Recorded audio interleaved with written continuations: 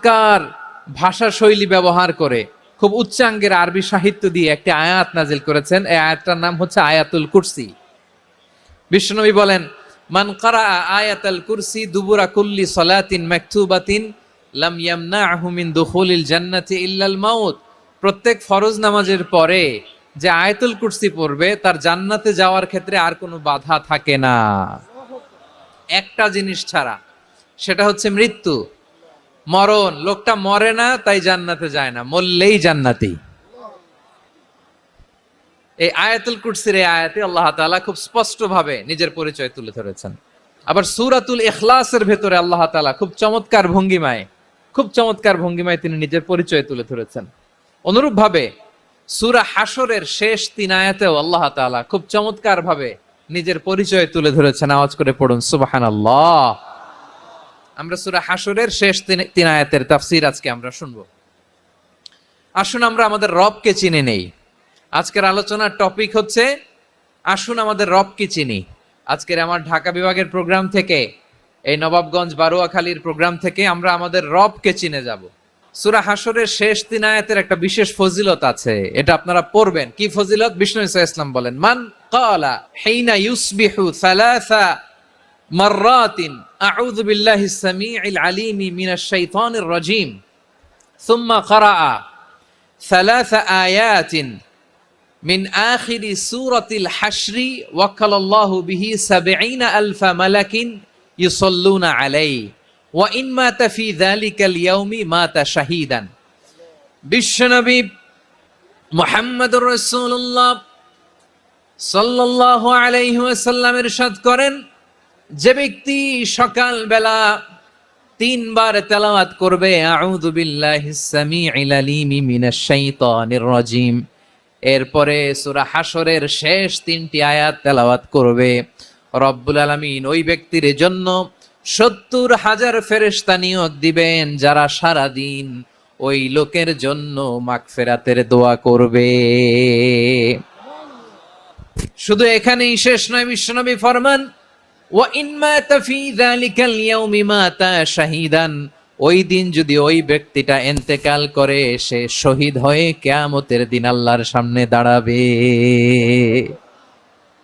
সকালবেলা যদি পড়েন 3 বার আউযু বিল্লাহিস সামিউল আলিম মিনাশ শাইতানির রাজীম 3 বার পড়ে সূরা হাশরের শেষ 3 আয়াত যদি তেলাওয়াত করেন, তাহলে আপনার জন্য আল্লাহ তাআলা ৭০,০০০ ফেরেশতা নিয়োগ করবে।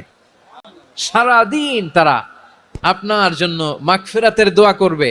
আর ওই দিন ইন্তেকাল করলে আল্লাহ তাআলা শহীদ হিসেবে আপনাকে কিয়ামতের দিন দাঁড় করাবে। আবার সন্ধ্যাবেলায় যদি পড়েন, সারা রাতের জন্য ৭০,০০০ ফেরেশতা মাগফিরাতের দোয়া করবে। ওই রাতে মারা গেলে শাহাদাতের মৃত্যু নসিব হয়ে যাবে। আযকারুস সাবাহি ওয়াল মাসা, সকাল সন্ধ্যার যে জিকির, এই জিকিরের অন্তর্ভুক্ত করে নেবেন এই ওয়াজিফাটা। যে হাদিসটা বর্ণনা করলাম সুনানে তিরমিজির হাদিস, যদিও হাদিসটা সনদের দিক থেকে দাঈফ, কিন্তু মুহাদ্দিসিন ইকরাম বলেছেন যেহেতু এটা ফাজাইলুল আমালের হাদিস, এটা পড়ার ক্ষেত্রে কোনো নিষেধাজ্ঞা নাই, এটা পড়া যাবে। সো সকাল সন্ধ্যা যদি সুযোগ হয় এই ওয়াজিফাটা যেন আমরা পড়ি। এই 3টি আয়াতের ভেতরে আল্লাহ তাআলা তার 14টি গুণবাচক নাম উল্লেখ করে দিয়েছেন। চমৎকার চমৎকার নাম, যে নামগুলো যদি আমরা আজকে পড়ি, শুনি, জানি, আল্লাহ তাআলা সম্পর্কে ব্যাপক ধারণা, ইন ডেপথ, আমার রব সম্পর্কে ইন ডেপথ নলেজ নিয়ে আজকে আমরা ফিরতে পারবো ইনশাআল্লাহ। বলেন সবাই। আসুন আমরা আল্লাহ তাআলার এই চমৎকার চমৎকার 14টি নামের ব্যাখ্যা বিশ্লেষণ আজকের এই তাফসীর ময়দান থেকে জানি। প্রিয় ভাইয়েরা, আল্লাহর অনেক সুন্দর সুন্দর নাম আছে, আমাদের উচিত এই নামগুলো দিয়ে আল্লাহকে ডাকা। সম্মানিত ভাইয়েরা, আল্লাহ তাআলার চমৎকার চমৎকার অনেক নাম আছে যেগুলো আল্লাহ তাআলা কোরআনে উল্লেখ করেছেন। আল্লাহর আসল নাম হচ্ছে আল্লাহ। আসল নাম কি? আল্লাহ তাআলার আসল নাম হচ্ছে আল্লাহ। আওয়াজ করে বলেন, এর চেয়ে সুন্দর নাম আর আছে?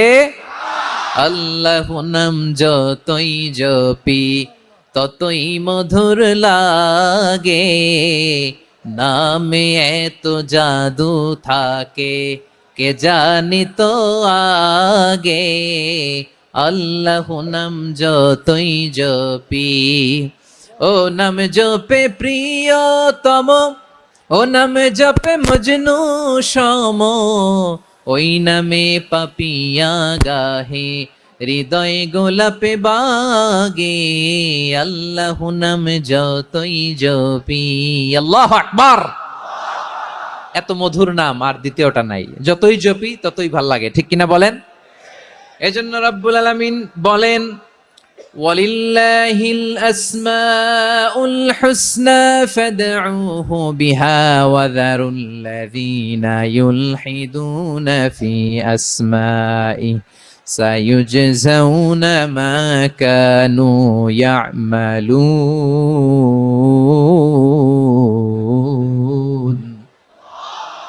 আল্লাহ বললেন, আমার অনেক সুন্দর সুন্দর নাম আছে, অনেকগুলো গুণবাচক সুন্দরতম নাম আছে, তোমরা এই নামগুলো ধরে আমি আল্লাহরে ডাকো। আর যারা আমি আল্লাহর নামের বিকৃতি ঘটায় তাদেরকে তোমরা বর্জন করো। আর তারা দুনিয়াতে যা করেছে আখিরাতের ফল তারা ঠিকই পাবে। সুবহানাল্লাহ বলেন।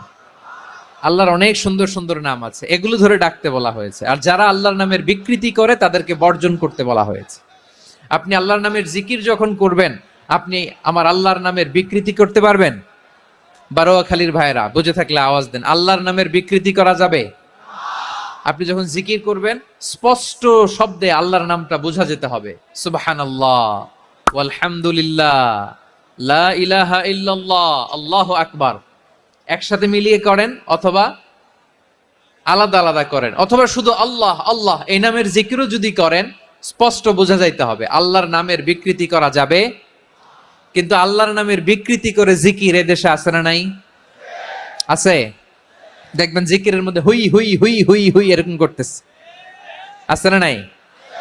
সবাই মিলে লাফাচ্ছে, দফাচ্ছে, মাথা ঝুলাচ্ছে, আর কি কি যেন বলে, ওইটার মধ্যে আমি আল্লাহর নাম খুঁজে পাই না, এরকম আছে না নাই? হ্যাঁ, হই হই করে কিম্ভূত কিমাকার অদ্ভুত আওয়াজ করে তারা জিকির করে, সেখানে আল্লাহর নাম নাই। এই জিকির আল্লাহর কাছে গ্রহণযোগ্য হবে? আল্লাহ বলেন, ওয়াযারুল্লাযীনা ইউলহিদুনা ফি আসমাইহি, খবরদার আমার নামের যারা বিকৃতি ঘটায় তাদেরকে তোমরা বর্জন করো। এজন্য জিকির যখন করব সুস্পষ্ট ভাবে আল্লাহ তাআলার নাম সেখানে থাকতে হবে, ঠিক কিনা বলেন? আবার আল্লাহ বলেন, যেমন মনে চায় তেমন জিকির তোমরা করো না। ফাযকুরুল্লাহা কামা আল্লামাকুম মা লাম তাকুনু তা'লামুন। তোমরা জানতে না, আল্লাহ তোমাদের জানিয়েছেন কেমন করে আল্লাহর নামের জিকির করতে হয়, যেমন আল্লাহ শিখিয়েছেন তেমন করে আল্লাহরে ডাকো, ঠিক কিনা বলেন? আল্লাহ তাআলা যেমন শিখিয়েছেন তেমন ভাবে আল্লাহ তাআলাকে ডাকতে হবে, ঠিক ওই পদ্ধতিতে আল্লাহ তাআলার নাম জপতে হবে। কোন পদ্ধতিতে সেটাও আল্লাহ বলে দিচ্ছেন।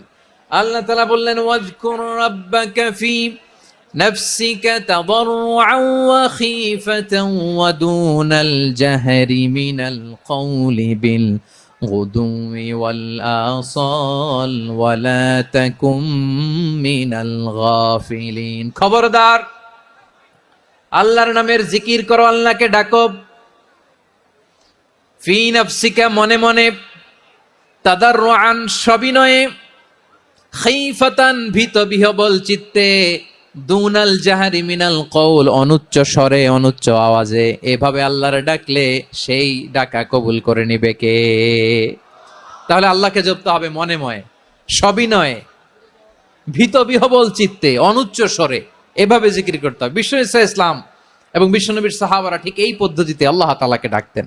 তাহলে এই যে আল্লাহ তাআলার সুন্দর সুন্দর নামগুলো আছে, এগুলো ধরে আমরা আল্লাহ তাআলার জিকির করব, তার প্রশংসা করব, তার পবিত্রতা বর্ণনা করব, তাহলে খুশি হবেন কে?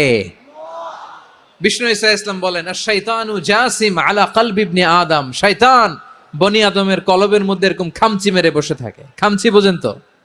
শয়তান বনি আদমের হৃদয়ে কলবে খামচি মেরে বসে থাকে। ফাইদা যাকারাল্লাহ খানাসা, যখন মানুষ আল্লাহর জিকির করে শয়তান দৌড়ে পালায়। ওয়াইদা গাফালা ওয়াসওয়াসা, আর মানুষ যখন অমনোযোগী হয়, গাফিল হয়, শয়তান আবার টেম্পটেশন দেয়, আবার ধোঁকা দেয়, আবার ওয়াসওয়াসা দেয়।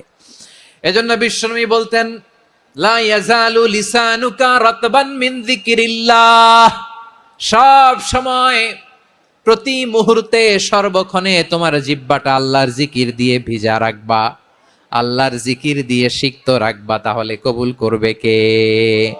সবাই পড়েন সুবহানাল্লাহ, আলহামদুলিল্লাহ।